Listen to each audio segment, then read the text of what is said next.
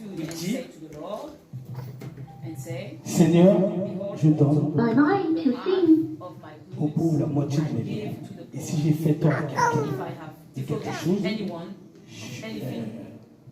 à quelqu'un, je lui rends le quadruple. Alors, monte un peu plus au Seigneur. Là, notre message, c'est, je vais appeler ça la qualité de notre foi. La qualité de notre foi. Regardez, au verset...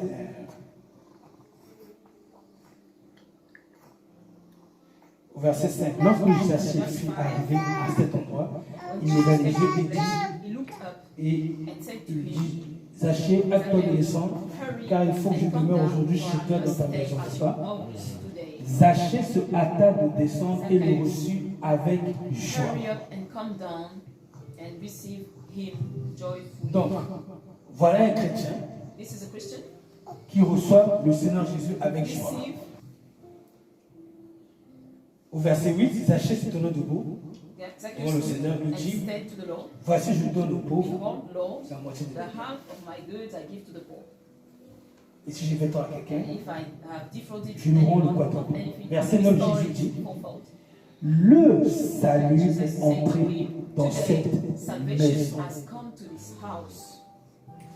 Avant que Zaché déclare qu'il donne aux pauvres la moitié de ses biens, le salut n'était pas encore rentré. Voyez bien, le salut n'était pas rentré. C'est lorsqu'il a dit, je donne aux pauvres la moitié de mes biens, le salut est entré. Maintenant, je reviens encore. Avant que le salut entre dans la vie de Zaché, avant qu'il prononce de sa bouche que je donnais les biens aux pauvres, remarquez que Zaché avait reçu Jésus avec joie, mais sans que le salut soit entré en lui. Vous voyez? Et c'est exactement l'image de beaucoup de chrétiens, me disait le Seigneur. Nous recevons Jésus avec joie. Le salut n'est pas rentré. Quand le salut rentre, qu'est-ce qui se passe? Lorsque le salut rentre, qu'est-ce qui se passe? Zaché se tenant debout, dit, Seigneur, je donne aux pauvres la moitié de mes biens. Avant que le salut rentre, ses biens avaient de la valeur à ses yeux. Il a donné toute sa vie pour ses biens. Dès que le salut est rentré, ses biens ont fait quoi? Perdu leur valeur. Voici pourquoi je te dis, c'est le titre du message, c'est ça la vraie foi. C'est la vraie foi. La vraie rencontre avec Jésus. Lorsqu'elle se produit, il y a un désintéressement à l'égard des choses qu'on possède. La vraie rencontre avec Jésus. Si je peux dire, quand le salut rentre en nous, vraiment. Mais lorsque nous avons reçu Jésus avec joie, mais quand il faut nous séparer de nos biens, quand il faut donner à Dieu, lorsque le salut rentre, les choses auxquelles je tenais, elles perdent leur valeur. Quand le salut vient, le salut produit une joie plus forte que la joie que produit les choses que nous possédons. Le salut produit une joie plus forte que celui du mariage, celui de mon entreprise, que celui de mes enfants, que celui de mon business. Le salut produit une joie plus forte. J'ai dit, quand le vrai salut vient, elle vient avec cette joie. C'est-à-dire qu'on sent qu'on a Zaché, n'est-ce pas, non? Avant que Christ arrive, c'est bien tout son avenir, son cœur. Mais pourquoi est-ce que quand Christ il arrive, le salut rentre? Pourquoi est-ce que d'un seul coup, ces biens perdent leur valeur à tel point qu'il trouve pas difficile de les donner aux pauvres? Il a quand même dit la moitié de mes biens. C'était riche, quand même, sur le site. Le monsieur là, 1 million d'euros, 4 millions d'euros, je donne 2 millions aux pauvres, quand même. Franchement, il y a quelque chose là. Il s'est passé quelque chose. Il y a une joie plus forte que les millions, que les milliards qui sont rentrés en nous. C'est-à-dire qu'il vient de quoi voir la beauté de Christ. purity of Christ. À l'inverse, On the contrary, on peut recevoir Jésus we avec can joie. receive Jesus with joy. On vient à l'église, Come to church, on se baptise, we baptize, on continue de venir à l'église, continue to go to mais church. But le salut n'est pas entré dans le salvation cœur. has not come into the heart. Parce que nos bénédictions, nos projets ont encore trop de valeur à nos yeux pour qu'on accepte de les perdre. Or eyes, amen. C'est bien, on perd de la valeur. His gift Donc, lost their value. il croit en Jésus, allez, ma maison, je m'en fiche, je vais la prendre. J'ai trouvé mieux. C'est ce qu'il a dit. J'ai trouvé mieux. I found better. Donc, maintenant on voit que son cœur là, Now we see that his son heart cœur venait d'être renouvelé. has been renewed. C'est là la nouvelle naissance. New. C'est que ce qui avait de la valeur à ses yeux, d'un seul coup n'a plus tant de valeur. Il y a quelque chose qui a de la valeur. Son intelligence est renouvelée, son cœur est renouvelé. Regardez, ses intentions sont renouvelées. Parce que subitement, ses intentions qui n'étaient pas là, qui étaient de conserver ses biens, ont été changées en j'ai envie de les donner aux pauvres. D'un seul coup, les pauvres ont de la valeur. Jésus, c'est-à-dire que, on va dire, Jésus, lui frotte Jésus. Dès qu'il laisse Jésus, mais bien, allez, prenez-les-vous tous les pauvres. Vous voyez ce qui se passe, le miracle qui s'est passé?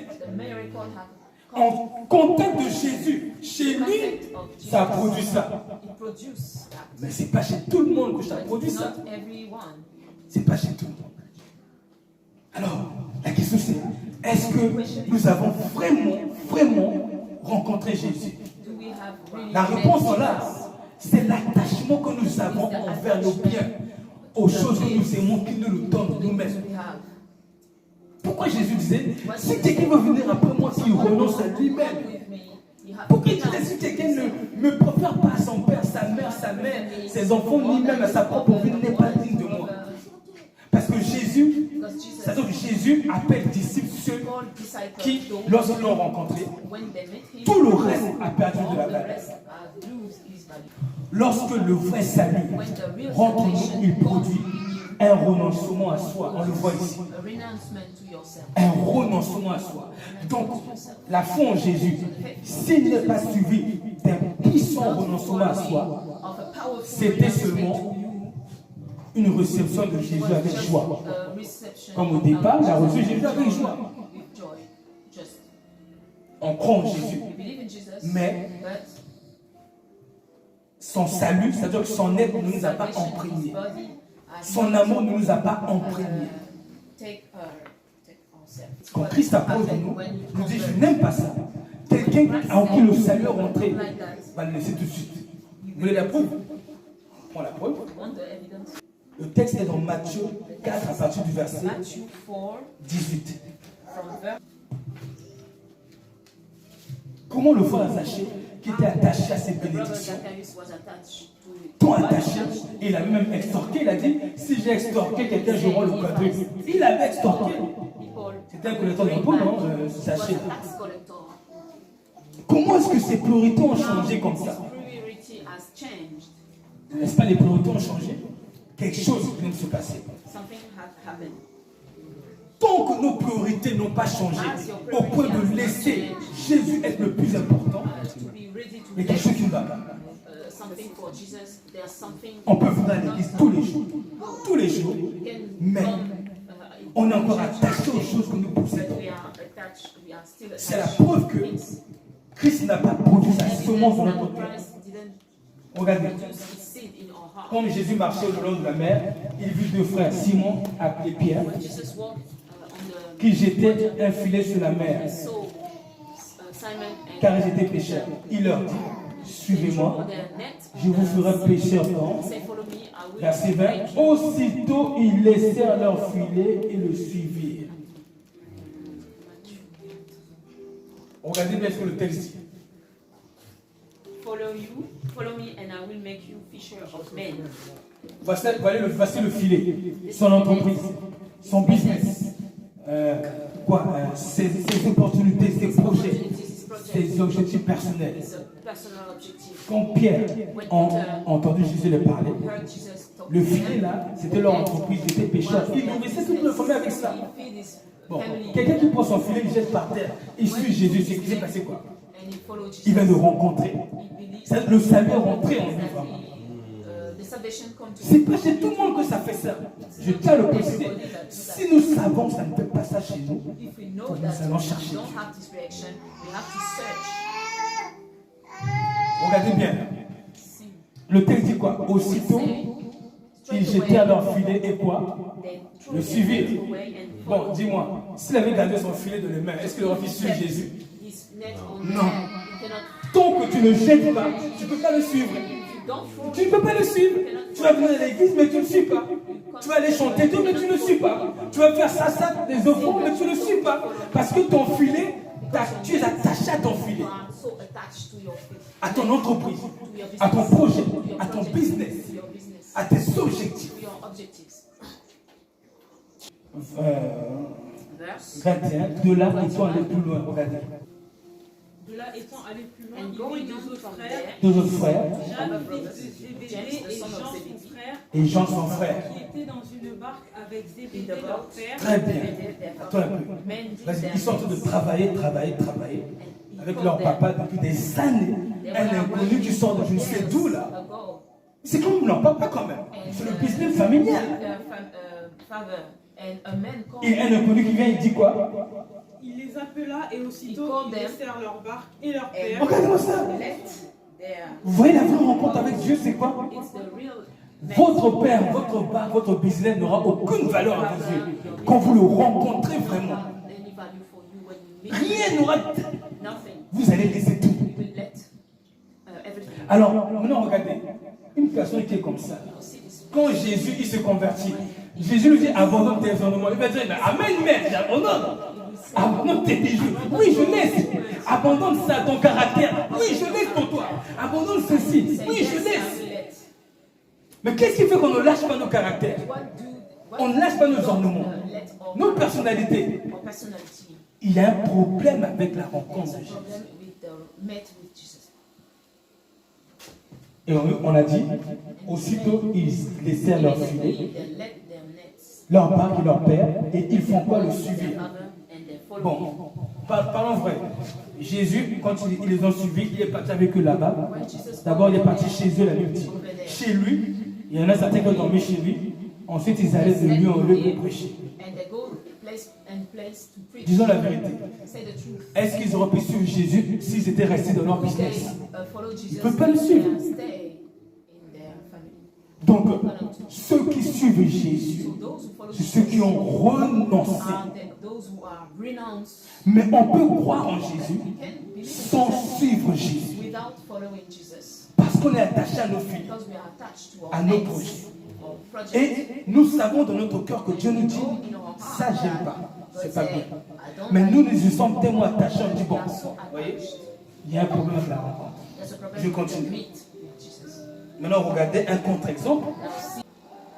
Matthieu 8, verset 21. Un contre-exemple, c'est-à-dire que vous avez vu, le premier exemple, c'était l'exemple de Pierre et Jacques. Vous avez vu ce qu'ils sont devenus après ça? C'est devenu les deux apôtres, non? Parce que leur foi, leur amour pour Christ a été plus fort que leur entreprise, n'est-ce pas? Plus fort que leur entreprise, leur projet, leur propre vie. D'accord, c'était leur vie, d'accord, le filet de l'entreprise, c'était leur vie. C'est leur famille comme ça, n'est-ce pas? Maintenant, regardez un autre frère, qui est, il est la manifestation de beaucoup de chrétiens aujourd'hui. Des milliers de chrétiens. C'est un peu cassé, je peux le lire. Je peux partir du verset 19. Un scribe s'approcha et lui dit, Maître, je te suivrai partout où tu iras. Jésus lui répondit, les renards ont des tanières et les oiseaux du ciel ont des nids, mais le Fils de l'homme n'a pas où reposer sa tête. Tu as vu comment il a avancé? Tu veux me suivre, mais sache que moi je n'ai pas d'endroit où me reposer. La suite, verset 21. Vas-y. Un autre d'entre les disciples lui dit, Seigneur, permets-moi d'abord d'aller en souvenir mon Père. Mais Jésus lui répondit, suis-moi et laisse les morts ensevelir leurs morts. Vous avez vu? Lui, au lieu de suivre Jésus, il dit laisse-moi d'abord aller en souvenir mon Père. C'est-à-dire que j'ai mon papa qui est là-bas. Je ne peux pas te suivre et laisser mon papa seul. Je veux rester avec lui le temps où sa vie s'arrête. Et là, je te suivrai.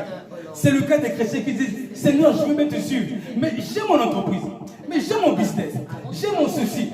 Et Jésus a répondu quoi? Laisse les morts en souvenir des morts. Et toi?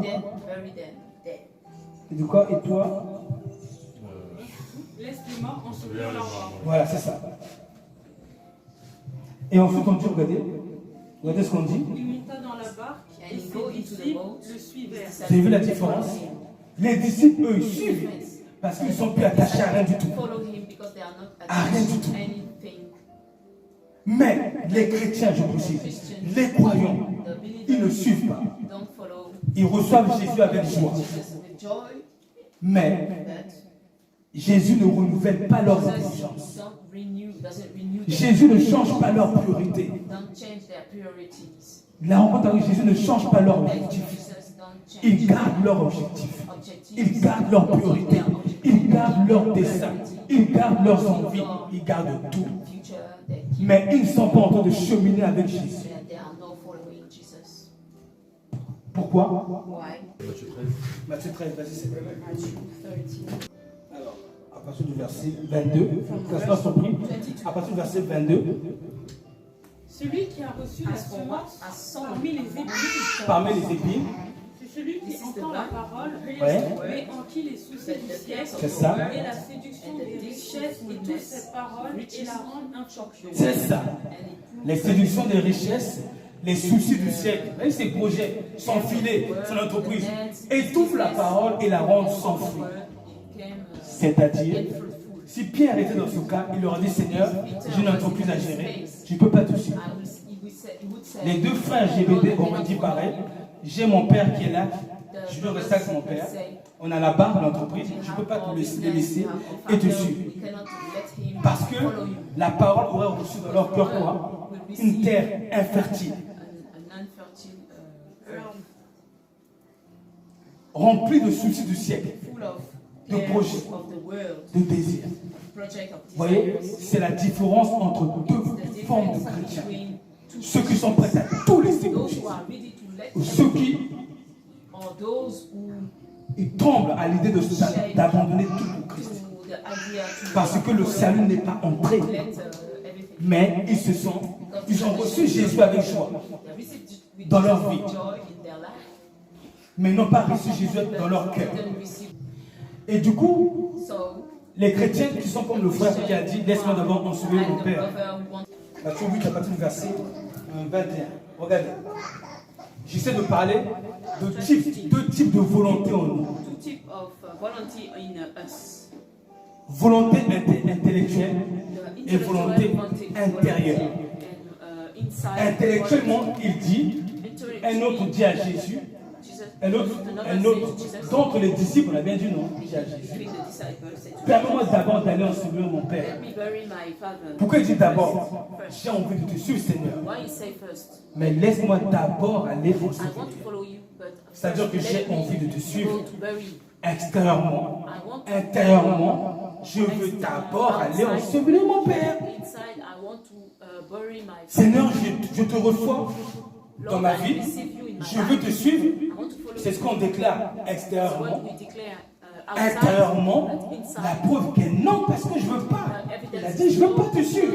Je veux d'abord ensevelir mon père et ma mère.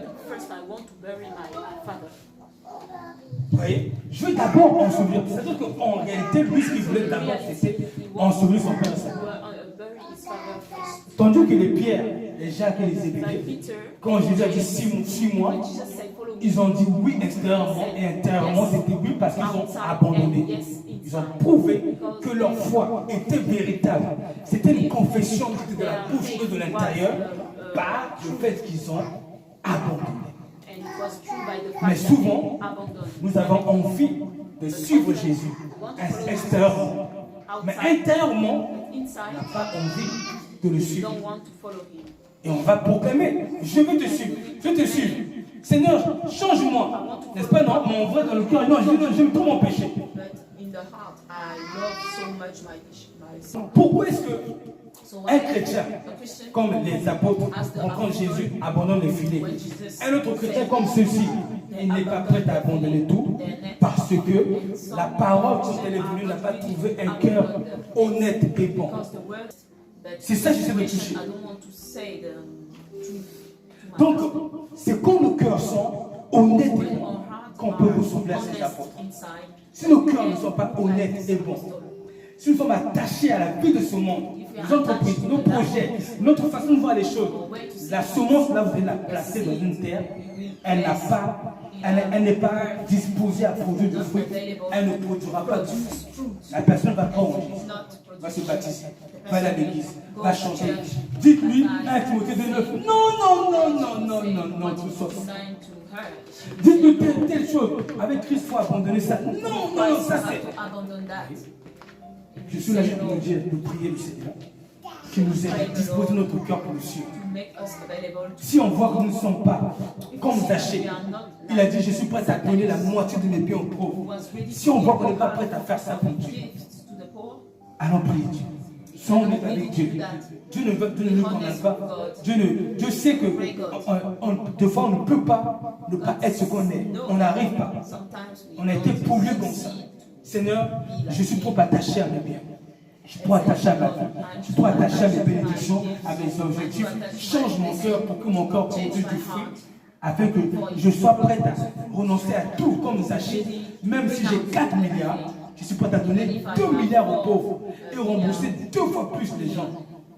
Pourquoi? Parce que son cœur est dépouillé de toutes les choses auxquelles le monde s'attache. Son cœur en est dépouillé. Donc le miracle que le Saint-Esprit produit dans les cœurs, il n'est possible que quand notre cœur est disposé. Et là, ça ne dépend pas de Dieu. Prions Dieu. Comme des frères, des sœurs qui diront, Seigneur, je reconnais que mon cœur n'est pas disposé, mais viens le rendre disposé, afin d'inviter Dieu à transformer nos cœurs pour que sa semence produise du fruit et que les bénédictions du monde, nos travails, nos entreprises n'aient aucune valeur à nos yeux. Comme Zachée. Fin du message. Amen.